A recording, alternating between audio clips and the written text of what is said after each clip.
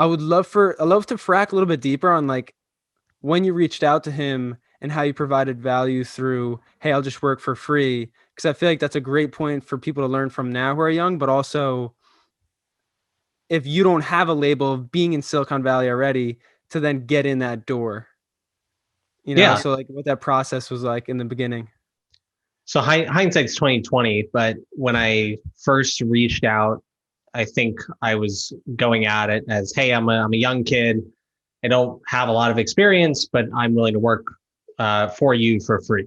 And when you offer to work for someone for free, the bar is really low actually, because that alone is ambition, and a lot of people will give you a chance, but they're not expecting a lot from it because they're not financially investing in you performing. They're not hiring you as an employee or bringing you on as a consultant, uh, and so it might pierce through the noise. And then if you get a task or you think of something to do, which is even better, then the bar for performance is pretty low. So if you come in, you offer to work for free, and then you exceed expectations, suddenly you have someone's attention and you've provided tangible value.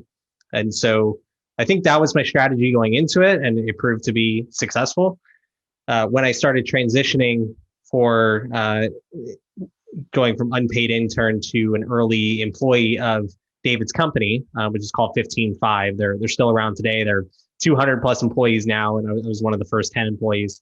Wow. So super exciting to see the growth from afar. I left within 2 years of working there, but when I was transitioning from unpaid intern to early team member, David actually had me do a couple of exercises, which I would put in the connect with yourself category. And so that's sort of the Mm. first part of the new book, is connecting with yourself before you ever think about cold emailing someone or building this network. How is the relationship that you have with yourself, and this I love that. self-awareness, the intentionality, those sort of things. And so what David had me do is he had me do a couple of exercises. First was called a vivid vision exercise. So he had me write out various aspects of my life and where I hoped those would be in 3 years. And I would actually write as if I had accomplished those. So the buckets were uh, work life, home life, relationships, family, Mm. money, uh, you know, health. For some people, they might have religion or faith.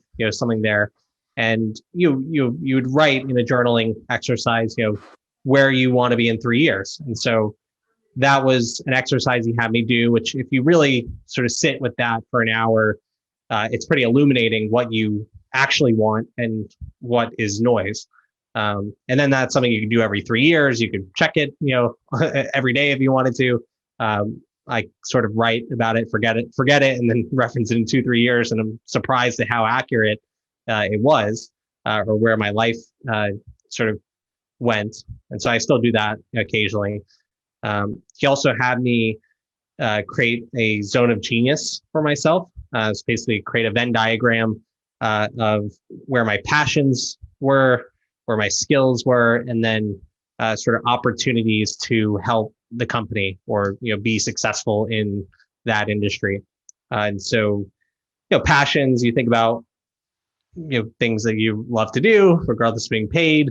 If you don't know what your passions are, then start looking at your friends or other things you read about, and if there's something cool, like you watch Queen's Gambit, and you're like, "Ooh, chess is awesome," and maybe set up an experiment where you like learn chess for a month and see if you like it or not. Skills. There's a couple of assessments that I did. Strengths Finders 2.0 is a book that's really helpful in that. It's like $20. There's a Kolbe A index, KOLBEA index, that's about $50.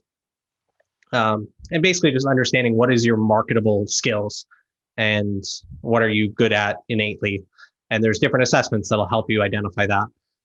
And then the opportunities, bucket, that takes some brainstorming, maybe some research, but you can look at what's trending in your industry or what problems are in your community or in your industry, and put that in the opportunities circle. And then in the you sort of come to a one or two sentence zone of genius, which allows you to identify what you're world class at or really good at, and that can help you find a career path, uh, take daily or weekly actions to build your business or your career that align with that, and sort of let everyone else do everything else. Yeah. So there's a lot of stuff that David gave me that really helped me to understand who I was and what I could contribute to the company, and then I've built upon that over Mm. time as I've then started going to other investors of the company and other people I met through David, and as I built my network.